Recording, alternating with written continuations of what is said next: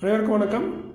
இன்று ஜூலை 29 என்ன பங்கு சந்தையில் தகவல் சொல்லியிருக்காங்க. பார்த்தீங்கன்னா வழக்கமாக டிஸ்கிளைமர் நம்ம சேனல் முழுக்க இன்ஃபர்மேஷன் ஷேரிங் சேனல் தமிழ் சொன்ன ஒரு தகவல் பரிமாற்றம் சொல்கிறது எல்லாமே தகவல், எந்த ஒரு ரெக்கமெண்டேஷன் கிடையாது.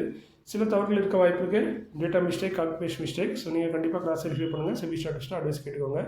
நான் செபி ஸ்டாட்டஸில் நானும் உங்களுமே ஒரு சாதாரண இன்வெஸ்டர், எனக்கு தெரிஞ்ச தகவலை உங்கள்கிட்ட ஷேர் பண்ணுறேன். We are providing only information, no any recommendation. Please consult your financial advisor. இன்றைக்கி நம்ம பார்க்கக்கூடிய ஃபஸ்ட்டு ஸ்டாக் எதுன்னு பார்த்தீங்கன்னா மனக்ஷியா ஸ்டீல்ஸ் லிமிடெட். 62 ரூபா கன் பேஸு, 6,35 லட்சம் ப்ராஃபிட். இயர்னியில் சேல்ஸ் 29%, நெட் ப்ராஃபிட் 173% இம்ப்ரூவ் ஆயிருக்கு. ஸோ நல்ல ஒரு எக்ஸலண்ட்டான ரிசல்ட்டு இயர்னியில். ஃபொசாக்கோ இந்தியா லிமிடெட் கன் பேஸ் 4,829, 21,50 லட்சம் ப்ராஃபிட் பண்ணியிருக்காங்க. சேல்ஸ் 26%, நெட் ப்ராஃபிட் 16% இம்ப்ரூவ் ஆயிருக்கு. ஸோ நல்ல ரிசல்ட் தான் இவங்களும் போஸ்ட் பண்ணியிருக்காங்க. GE Vernova TND India limited 2,473 ரூபா கன் பேஸு, 291 கோடி ப்ராஃபிட். சேல்ஸ் 39%, நெட் ப்ராஃபிட் 116% வந்துருக்கு. ஸோ ரிசல்ட்டு நல்ல எக்ஸலண்ட்டான ரிசல்ட்டு இயர்னியரில். லர்சன் அண்ட் டர்போ லிமிடெட் கரண்ட் பேஸ் பார்த்தீங்கன்னா 3,496, எல்என்டி 4,318 கோடி ப்ராஃபிட் பண்ணியிருக்காங்க. இயர்னியரில் சேல்ஸ் 16%, நெட் ப்ராஃபிட் 25% இம்ப்ரூவ் ஆயிருக்கு.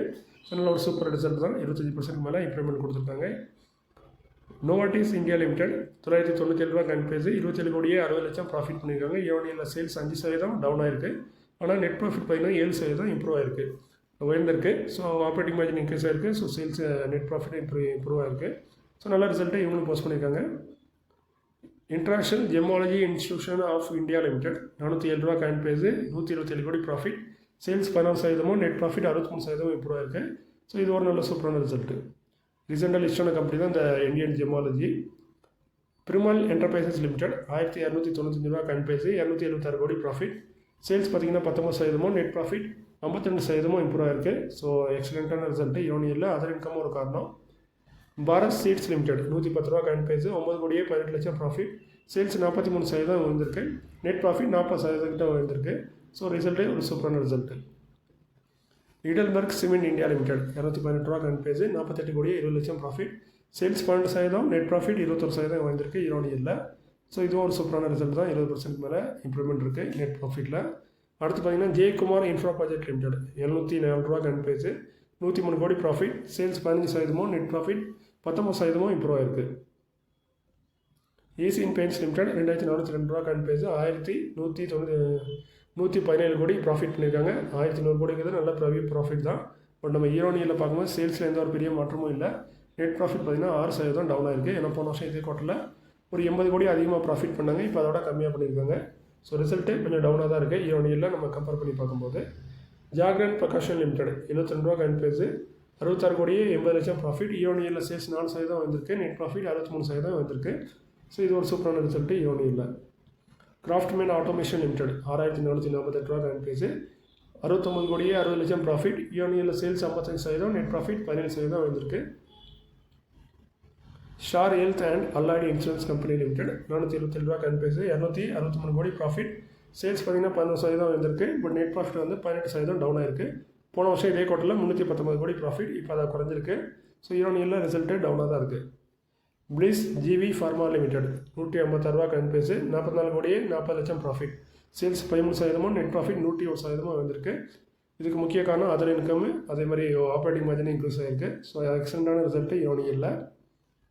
கேட்வே டிஸ்ட்ரி பார்க்ஸ் லிமிடெட் 68 ரூபா கன் பேஸு, 62 கோடியே 20 லட்சம் ப்ராஃபிட். இயர்னியில் சேல்ஸ் 56%, நெட் ப்ராஃபிட் 27% வந்திருக்கு. ஸோ ரிசல்ட்டு நல்ல ரிசல்ட் தான் இவங்க போஸ்ட் பண்ணியிருக்காங்க. ₹1.25 டிவிடெண்ட் தராங்க ஒரு ஷேருக்கு. டிவிடெண்ட் பார்த்தீங்கன்னா கிட்டத்தட்ட 2% கிட்ட வரும்னு நினைக்கிறேன். ரெக்கார்ட் பார்த்தீங்கன்னா 2 ஆகஸ்ட் 2025. செக்டர் வந்து logistic solution. Varun beverages limited 512 ரூபா கன் பேஸு, 1,325 கோடி ப்ராஃபிட். இயர்னியில் சேல்ஸ் 2% டவுன் ஆயிருக்கு, நெட் ப்ராஃபிட் பார்த்தீங்கன்னா 5% இம்ப்ரூவ் ஆயிருக்கு. ஓரளவுக்கு ஓகேவான ரிசல்ட்டு. இதுக்கு காரணம் அதர் இன்கம் ஒரு காரணம். அதேமாதிரி டிவிடெண்டாக பார்த்தீங்கன்னா 50 பைசா தராங்க ஒரு ஷேருக்கு. கரண்ட் பேஸ்க்கு டிவிடெண்ட் வந்து ரொம்ப சின்னது தான்.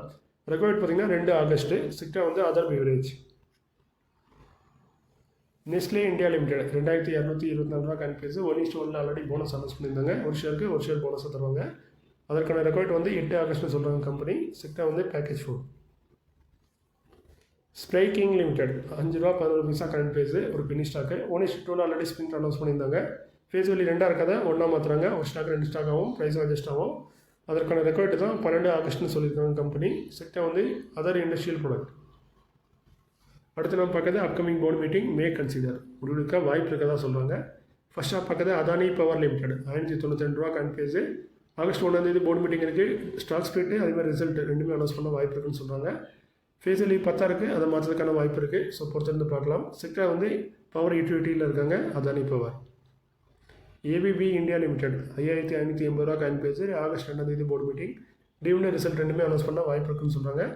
இந்த வருஷம் ஆல்ரெடி 33 ரூபா 50 பைசா டிவிடெண்டாக கொடுத்துட்டாங்க மே மாதத்தில். இது 2வது டிவிடெண்டாக இருக்கும். ஸோ சின்ன டிவிடெண்டாக தான் இருக்க வாய்ப்பு இருக்குது. செக்டார் வந்து ஏவி எலக்ட்ரிக்கலில் இருக்காங்க ABP India. HME agro industries limited 30 ரூபா கன்ஃபேஸு. 4 ஆகஸ்ட்டில் போர்டு மீட்டிங். டிவிடெண்ட் ரிசல்ட் ரெண்டுமே அனௌன்ஸ் பண்ணுறாங்க. செக்டார் வந்து மீட் ப்ராடக்ட்டில் இருக்காங்க.